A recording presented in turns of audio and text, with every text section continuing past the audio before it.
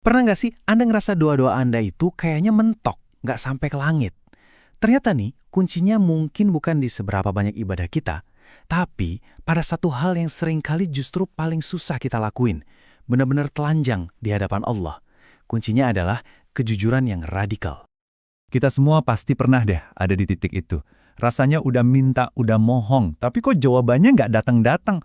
Kayak ada tembok tebal gitu ya antara kita sama Sang Pencipta. Nah, beberapa menit ke depan kita bakal coba bongkar bareng-bareng apa sih sebetulnya tembok penghalang itu dan gimana cara meruntuhkannya.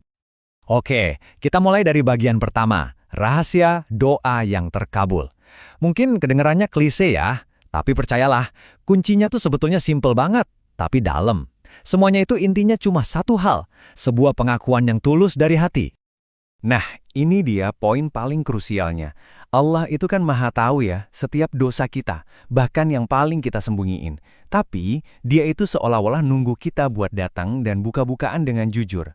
Jadi bukan dosanya yang jadi penghalang utama, tapi justru keengganan kita untuk menelanjangi diri, ngakuin setiap kesalahan tanpa ada yang ditutup-tutupi sama sekali. Jadi, kunci pertamanya adalah mengakui dosa. Eits, tapi tunggu dulu. Ini bukan sekedar ngucapin astagfirullah loh ya. Ini levelnya lebih dalam lagi dari sekedar istighfar biasa. Ini tentang sebuah pengakuan yang total, tanpa filter. Coba deh perhatian bedanya di sini. Di sebelah kiri ada diampuni. Ini terjadi kalau kita cuma sekedar minta ampun. Tapi lihat yang kanan, mendapat rahmat. Nah, ini level berikutnya. Rahmat, rasa iba dan belas kasihan Allah yang dalam banget, itu baru turun saat kita benar-benar jujur, sejujur-jujurnya, ngebuka semua catatan dosa kita. Justru itulah yang benar-benar ngetuk pintu rahmatnya. Analogi ini keren banget buat ngegambarin konsepnya. Coba bayangin, seorang anak yang bikin salah. Selama dia masih nutup-nutupin sebagian kesalahannya, orang tuanya mungkin masih marah. Tapi, begitu si anak akhirnya nangis sejadi-jadinya dan ngakuin semuanya tanpa sisa, apa yang terjadi? Rasa iba orang tua langsung muncul, marahnya luluh, dan yang ada cuma pelukan hangat. Nah, kayak gitu juga cara kita mengundang rahmat Allah. Terus siapa sih contoh terbaik dalam hal ini? Kita bakal belajar langsung dari Sang Khalilullah, kekasih Allah, yaitu Nabi Ibrahim alaihissalam. Beliau ini bisa dibilang masternya dalam seni berdoa dengan jujur. Coba lihat kata Robana ini. Buat Nabi Ibrahim, ini bukan sekedar panggilan biasa loh.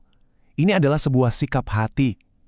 Setiap kali beliau mengucapkannya, itu adalah sebuah deklarasi kerendahan diri, sebuah pengakuan, "Ya Allah, aku ini lemah, aku ini penuh kekurangan, aku ini butuh banget sama Engkau." Bahkan sebelum beliau meminta apapun. Perumpamaan ini kuat banget.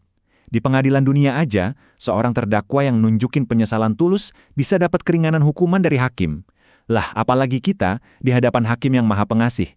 Pengakuan dosa kita yang tulus itulah cara kita ngetuk pintu iba dan rahmat Allah. Nah, setelah kita berhasil mencapai kondisi hati yang paling rendah dan paling jujur di hadapannya, inilah saatnya. Saatnya buat meminta. Dan pesannya jelas banget, minta yang terbaik, jangan pernah ragu atau minta nanggung-nanggung. Pesannya jelas, push the limit, jangan basa-basi sama Allah. Mintalah yang paling maksimal. Nabi Muhammad SAW aja ngajarin kita buat minta surga Firdaus, tingkatan yang paling tinggi. Kenapa? Karena kita minta bukan berdasarkan seberapa pantasnya kita, tapi berdasarkan seberapa maha pemurahnya dia. Dan kemurahannya itu nggak ada batasnya. Dan ini brilian banget buat ngegambarin poinnya. Nabi Ibrahim gak cuma berdoa supaya keturunannya jadi seorang nabi. Itu aja udah permintaan yang baik banget. Tapi beliau minta lebih supaya di antara mereka ada seorang rasul. Tingkatan yang lebih tinggi lagi. Beliau nunjukin caranya gimana minta yang terbaik dari yang maha baik. Sekarang, yuk kita coba bawa semua pelajaran berharga ini ke salah satu peran paling penting dalam hidup kita. Sebagai orang tua.